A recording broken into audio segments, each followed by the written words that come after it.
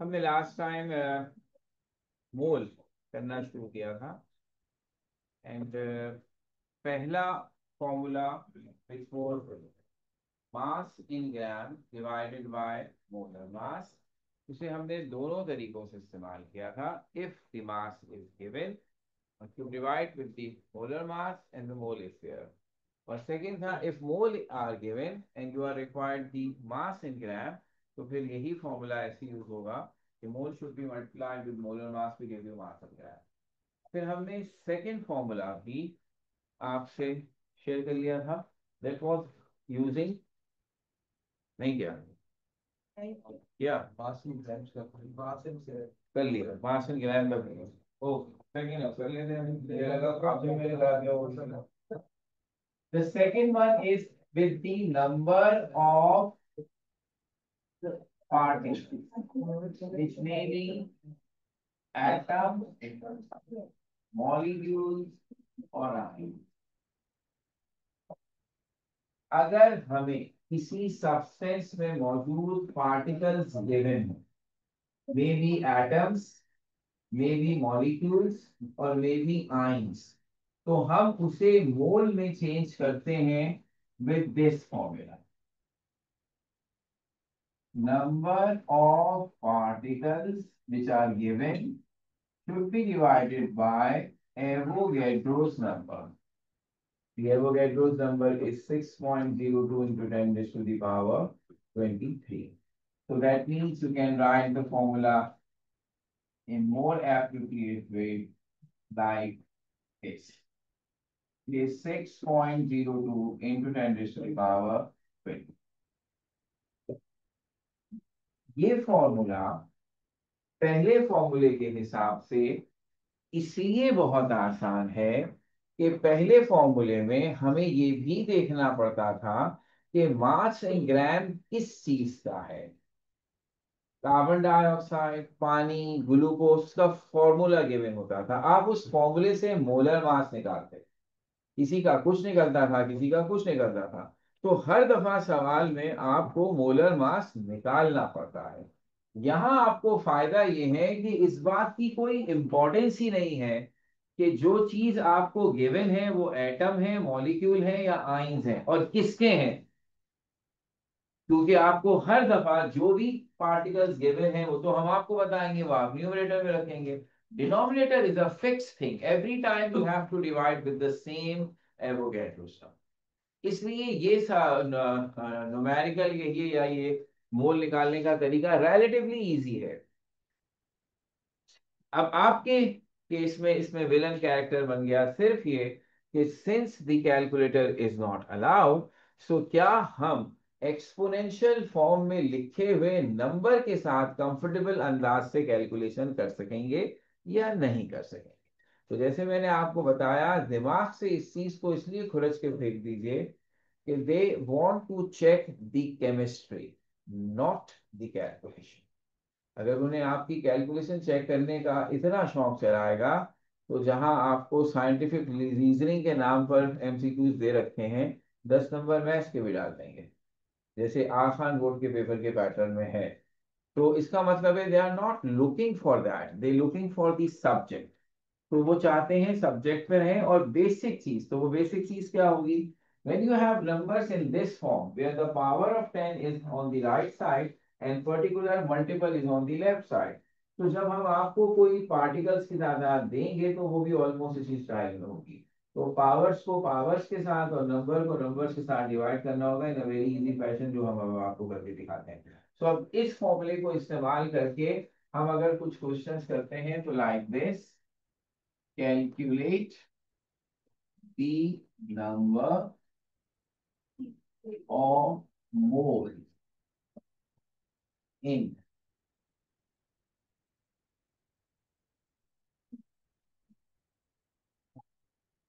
3.01 into 10 raised to the power 24 atoms of iron.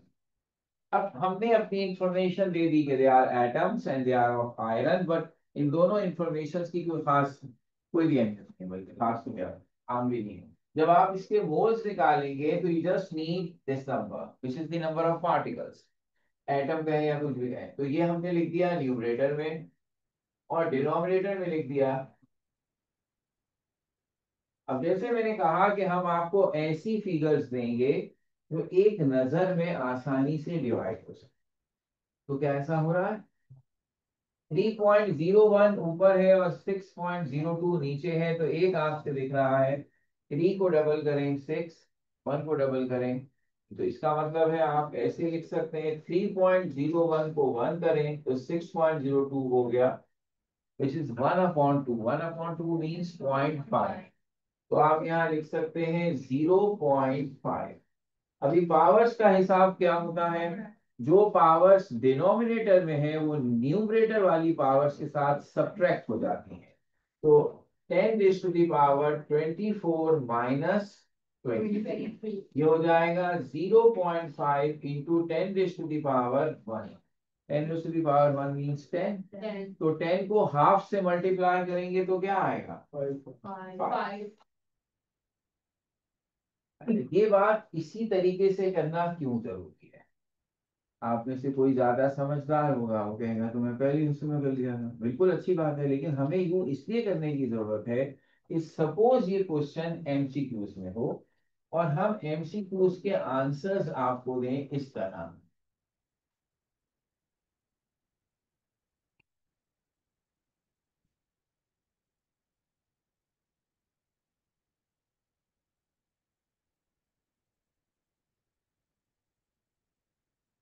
अब क्या होगा? हम तो 5 ही ढूंढते रह जाएंगे। तो इसका मतलब है जब आप इन स्टेप से कर रहे हैं तो आपको समझ आ रही है कि ये 5 ही है और ये रहा जाएगा। इसीलिए कल लास्ट टाइम जो आखिरी बात मैंने आपसे कही थी वो ये थी, when it comes to multiple choice question, तो सिंपल न्यूमेरिकल्स को कभी कभी दिए हुए 4 आंसर्स सपोर्ट करते हैं, और कभी कभी उनकी वजह से अच्छा खासा बच्चा कंफ्यूज हो जाता है कि अगर वो 4 ऑप्शन ना होते तो शायद बड़े मुझे जवाब निकाल लेगा, लेकिन उन जवाबात को देखकर उसके जहन में जो है वो कंफ्यूजन या मल्टीपल थॉट्स आने लगते हैं। इसलिए हम जब ये क्वेश्चन करें सिंपल फॉर्मूला यूज करने के बाद, तो it's necessary to have their MCQs, ताकि हमें उस स्टाइल से इलाज वो हम लेकर आए हम एंड में भी करेंगे, जरा तीनों फॉर्मूले पहले इंट्रोड्यूस हो जाए। तो दिस इज द वन। तो इसका मतलब है जो भी वैल्यू हम देंगे आप से केयरफुली इस तरह करने की आदत डालेंगे, और ये दिमाग में बिठा लीजिएगा। हर चीज अगर पहले ही अटेम्प्ट में आपको आ जाए तो फिर प्लीज अपने नामों के साथ आइंस्टाइन लगाए, उसको भी नहीं आएगा। तो ये थॉट ना आया करे जहन में कि if we are weak in some area तो वो ओवरनाइट या एक ही दफा में आ जाएगी। It will have steps. हम कोशिश करेंगे, गलती करेंगे और सीखेंगे। बगैर मेहनत के, बगैर प्रैक्टिस के कोई चीज अगर हमें आ जाए तो माजरत के साथ फिर हम आइंस्टाइन ही की कैटेगरी में आते हैं। वो वैसे एक ही आया बेचारा, century of personality of the century हाँ। तो अब अगर इस सेंचुरी में इतने सारे आ गए तो बेचारे टाइम मैगजीन को परेशानी हो जाएगी, इतने बड़े मजमे की तस्वीर होनी पड़ी ना। तो पिछले साल की पर्सनालिटी ऑफ द सेंचुरी था, इस साल के लिए मैंने नाम भेजा लेकिन मैं इंटरेस्टेड नहीं हूँ। हंसने की बात नहीं है, हर बात पे हंसने लग जाता हूँ। अब एक सवाल और कर रहे हैं या आप कोशिश करेंगे? आसान होगा, यही लिख देता हूँ। 6.02 into 10 raised to the power 25 molecules of carbon dioxide. तो बताइए कितने हो?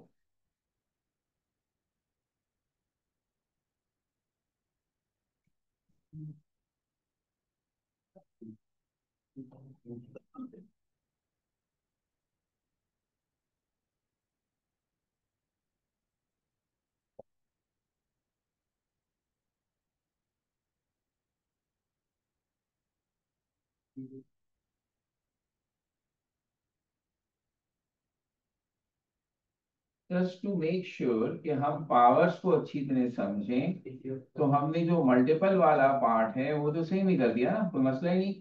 6.02 6.02, तो इसका मतलब है ये तो ऐसे कैंसिल, 1 आ गया। यहाँ पर 10 की पावर 25 में से 23 माइनस करेंगे, तो इस 10 की पावर 2 विच इज इक्वल्स टू 100। तो अब ये जवाब 1 × 10 की पावर 2 भी दिया जा सकता है, ये जवाब 10 की पावर 2 भी दिया जा सकता है, और ये जवाब 100 भी लिखा जा सकता है। तो बस हमें इसका ख्याल रखना है थोड़ा सा, ठीक है ना। अच्छा, फिर इधर भी एक सहूलत ये दी जा सकती है कि ये है formula when you have number of particles and you need mole. हम इसे यूं भी कर सकते हैं कि अगर हमें नंबर ऑफ पार्टिकल्स निकालने हो और हमें मोल गिवन हो, तो फिर हम मोल को एवोगैड्रो नंबर से multiply, this is the second वे। एक है मोल निकालना, एक है मोल से पार्टिकल निकालना। तो अब अगर हम ये वाला हिस्सा देखें तो may be question, calculate the number of molecules in 5 moles of water।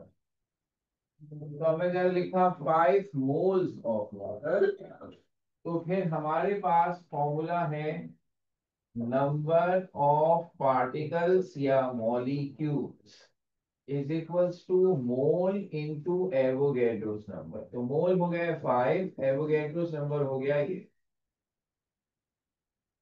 It could be the answer, हो सकता है ऑप्शन में ऐसे ही लिखा हो, फिर खत्म।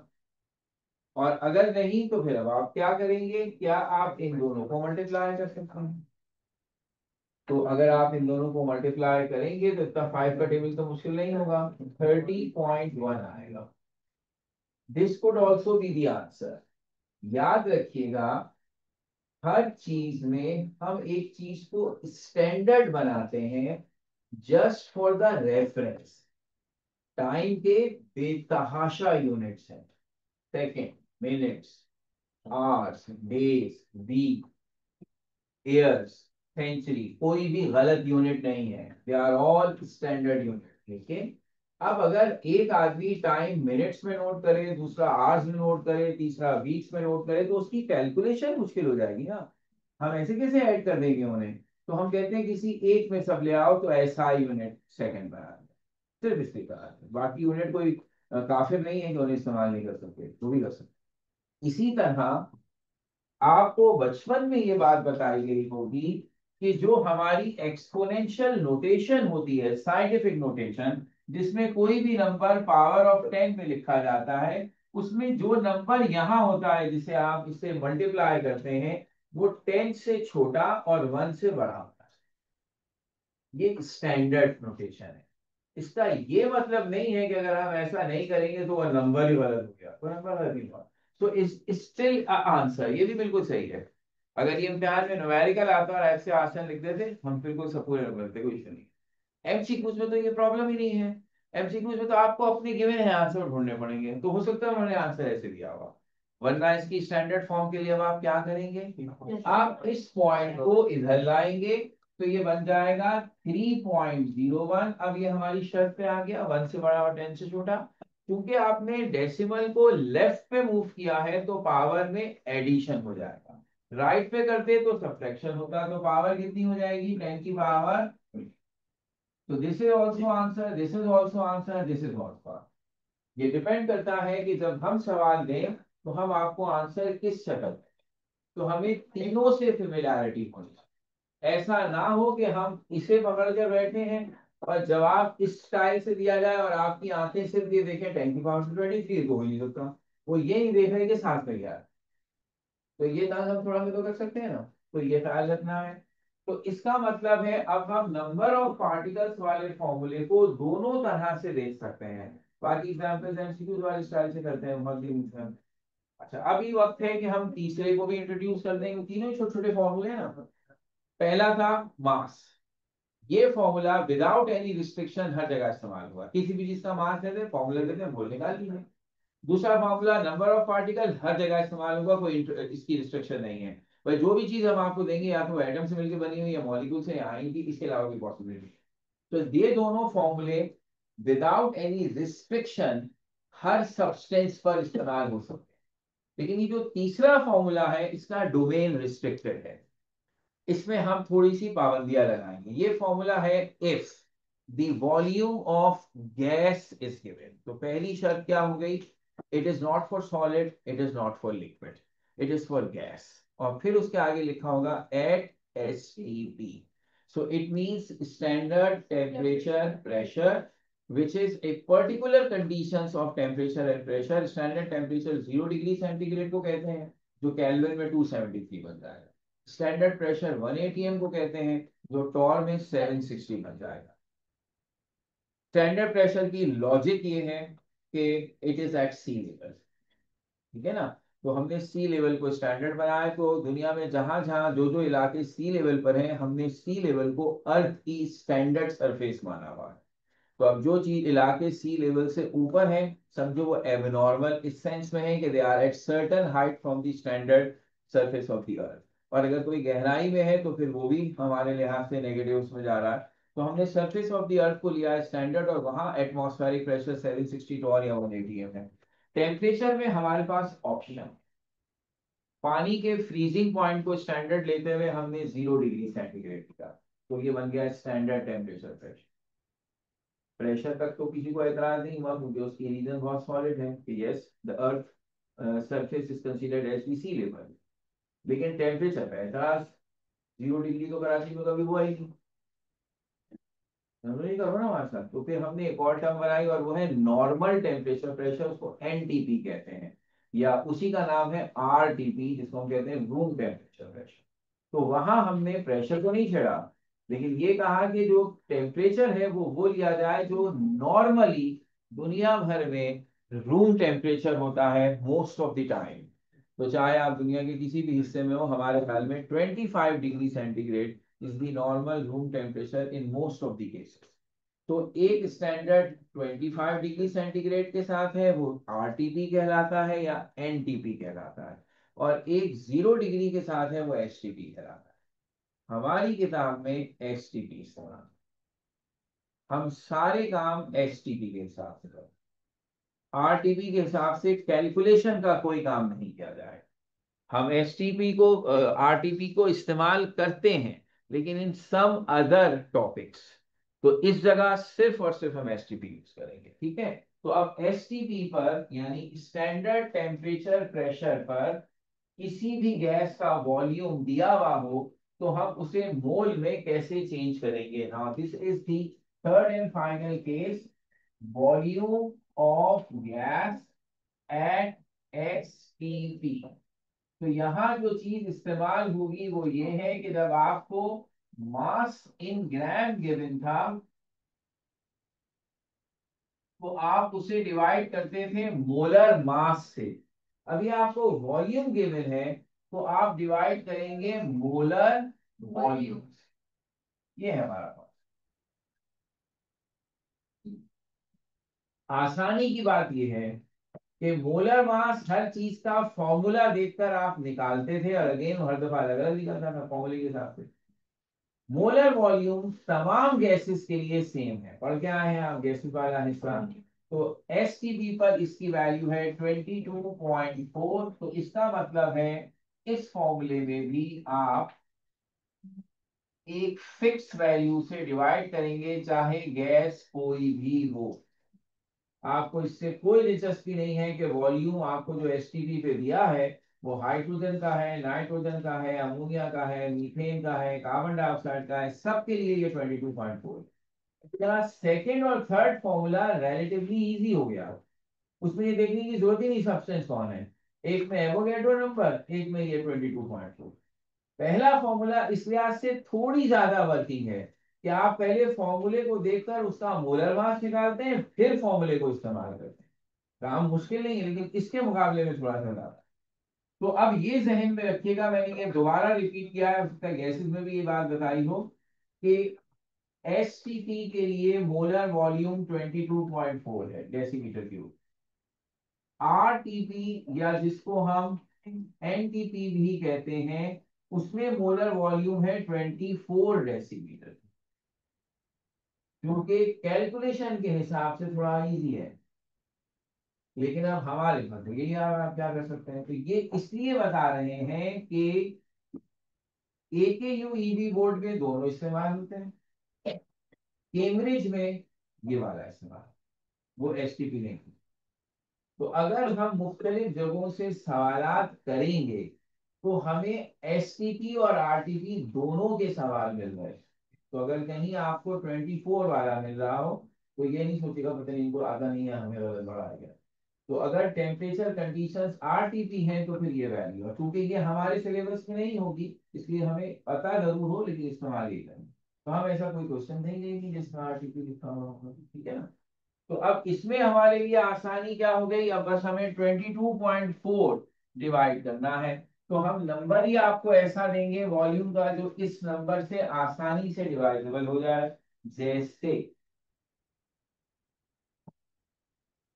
Calculate the number of moles in 11.2 decimeter cube of ammonia at STP. So if this is 11.2 और आपको 22.4 से डिवाइड करना है, कैन इजीली ऑब्जर्व कि ऊपर वाली चीज और नीचे वाली चीज में बड़ी आसान कैलकुलेशन है। If this is 1, this is 1/2 means 0.5. Can have this moles in 44.8 decimeter cube of CO at STP. तो अब आप देखिए the given volume is 44.8, ये फिर 22.4 है, doesn't matter, it is carbon dioxide और अमोनिया। और अब आपको अंदाजा हो रहा है this is 1 and this is 2. Your answer should be, इस फॉर्मूले का भी दूसरा हिसाब ये होगा कि अगर हमें वॉल्यूम ऑफ गैस ही निकालना हो और मोल गिवन हो तो ऐसे हो जाएगा, mole into molar volume. Molar volume is 22.4। तो अब अगर इस तरह की कोई चीज हो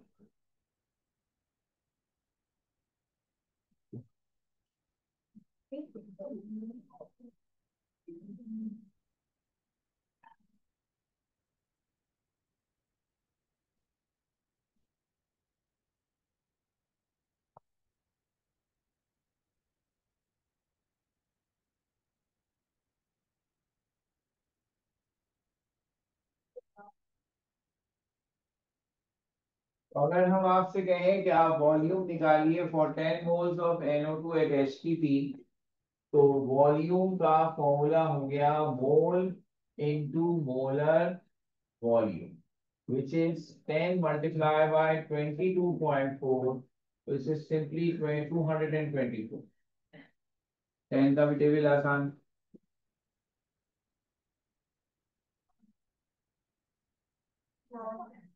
और अगर हम आपसे कह दें 5 moles of C2H6 ethane at HTP, तो अब आपका सिर्फ काम इतना है कि थोड़ी सी अकलमंदी। 5 के टेबल में 22.4, it should be 112। ऑब्वियसली अगर 10 मोल से 224 बनता है तो उसका आधा हो जाएगा। अब देखा जाए तो आहिस्ता आहिस्ता करके छोटे छोटे करके total 6 form. You can calculate mole from 3 given informations: mass in gram, number of particles, volume of gas at STP.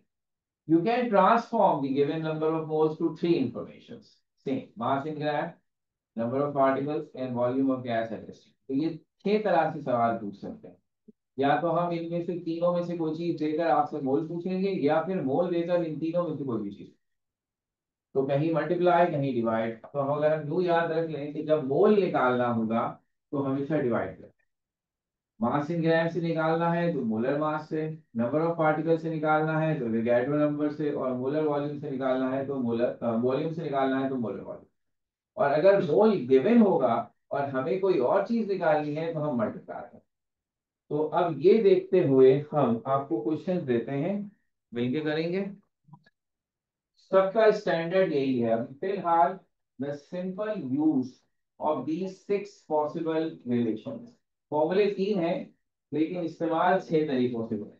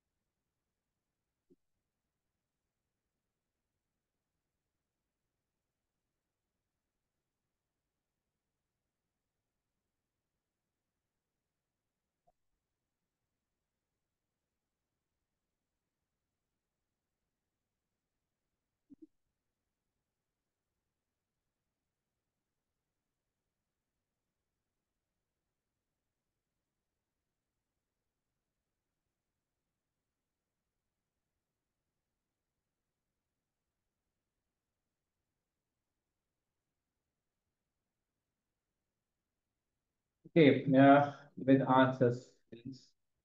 First में हमने कहा mass of 3 moles of water, तो इट मींस हम ये फॉर्मूला रखेंगे कि मोल मल्टीप्लाई बाय मोलर मास। मोल हमें दिए गए 3 और वाटर H2O का molar mass 18, 18 these are 54 and that is option C। फिर हमने कहा number of moles in 30 grams calcium carbonate, तो मोल्स निकालने का तरीका है मास इन ग्राम को मोलर मास से डिवाइड करते हैं, which is CaCO3 is exactly 100, so if it is exactly 100 your answer must be 0.3 and 0.3 is option B। फिर है number of moles in 3.01 into 10 to the power 24 atoms of iron, almost यही काम हमने भी किया था। 3.01 into 10 to the power 24 को 6.02 into 10 to the power 23 से डिवाइड किया था, तो ये हुआ 0.5 और ये हुआ था 10 की पावर 1, so the answer is 5 and that 5 is option B। Reverse किया है साहब, number of molecules in 0.1 moles of carbon dioxide, तो number of molecules 0.1 moles of carbon dioxide, तो 0.1 should be multiplied by Avogadro। तो अगर ये 0.1 है तो इसका मतलब यहाँ से पावर एक कम हो जाए, it should be 10 to the power 20, तो 22 वाला ऑप्शन हमें दिया है, दैट इज ऑप्शन ए। फिर इसके बाद वॉल्यूम वाला हिस्सा आ गया, 5 मोल्स क्लोरीन, कौन सा वाला, नंबर 4। आपके पास कैलकुलेशन में फॉर्मूला है number of molecules is mole into Avogadro, इस फॉर्मूला हमें पता है, ये है 0.1 और ये है 6.02 into 10 to the power 23।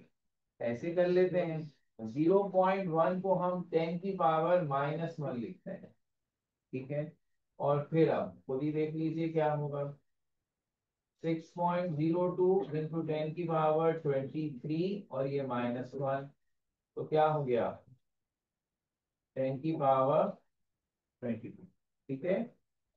अच्छा, अब हम आए नंबर 5, 5 मोल्स क्लोरीन और आपको वॉल्यूम बताना है, तो volume is mole into molar mass, volume, तो मोल है 5, वॉल्यूम है 22.4, ये कैलकुलेशन हमने अभी भी की थी, 112 डेसीमीटर, और ये है ऑप्शन सी।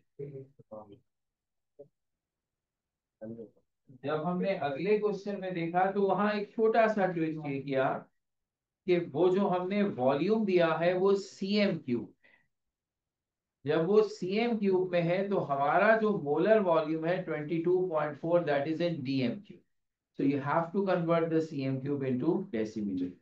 जिसका तरीका क्या है, cm क्यूब को अगर हम 1000 से डिवाइड करते हैं तो वो डेसीमीटर क्यूब में चेंज होता है, दिस इज 44 अब आप अपना फॉर्मूला लगा सकते हैं कि 44.8 divided by 22.4 is exactly 2 moles, so 2 moles is the option D।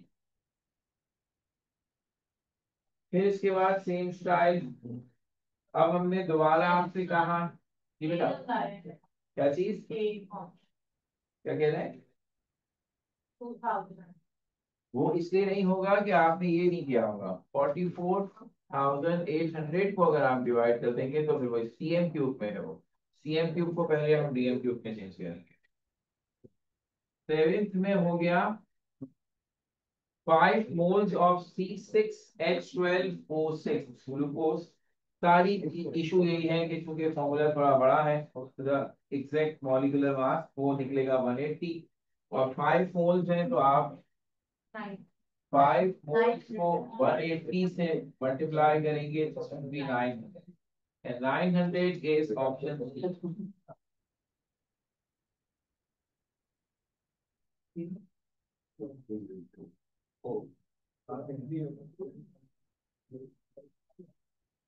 एक में हमने कहा 300 grams acetic acid CH3COOH. Are you pleased enough gas?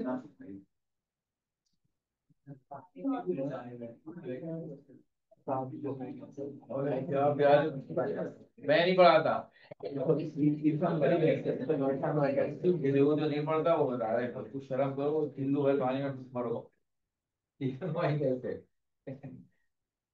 चल, ये हो गया मोल 300 डिवाइडेड बाय CH3COOH का मोलर मास निकलना चाहिए 60 and your answer should be 5. So 5 is option.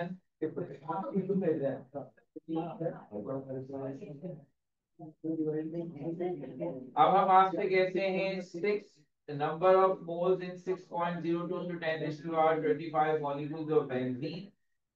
तो इससे कोई फर्क नहीं पड़ता कौन है ये। नंबर ऑफ पार्टिकल्स दिस, ये अभी थोड़ी देर पहले भी इत्तेफाक से यही फिगर थी,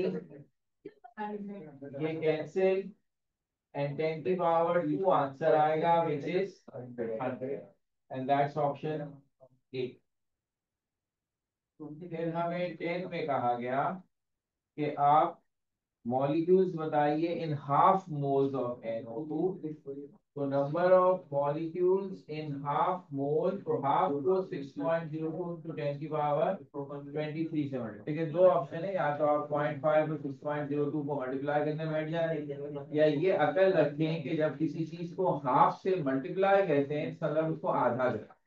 तो 6.02 को आधा करेंगे तो वो हो जाएगा 3.0।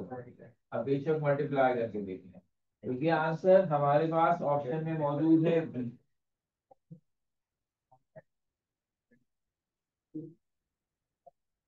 फिर हमसे कहा है 2 मोल्स ऑक्सीजन का वॉल्यूम बताइए। आसान बात, वॉल्यूम हो जाएगा 2 मल्टीप्लाई बाय 22.4, दिस इज 44.8 और 44.8 EM इज ऑप्शन ए। यहाँ इस दफा फिर थोड़ा सा इल्यूजन दिया है कि कहीं आप CM2 को ना टिक करें, तो वो भी 44.8 में दिया हुआ है। फिर मोल्स बताइए 112 डेसीमीटर क्यूब में। तो 112 22.4 से डिवाइड होगा 5 मोल एंड दैट्स 8। अच्छा, अब 13 से हमने थोड़ा सा हिसाब यूं किया, ऑलमोस्ट एक जैसे मास है 44 45 46 तीन अलग अलग चीजों के, और हमने कहा किसमें नंबर ऑफ मोल्स ज्यादा। ऑब्वियसली इसके लिए आपको तीनों चारों के नंबर ऑफ मोल्स निकाल के देखने पड़ेंगे। तो सोडियम 46 डिवाइडेड बाय 23 वो जवाब आएगा। फिर उसके बाद जो कार्बन डाइऑक्साइड है उसका खुद का मोलर मास 44 ही होता है, 1 जवाब आएगा। C2H6 उसका मोलर मास 30 होता है, तो लगा पाए हिसाब तो 1.5 आएगा।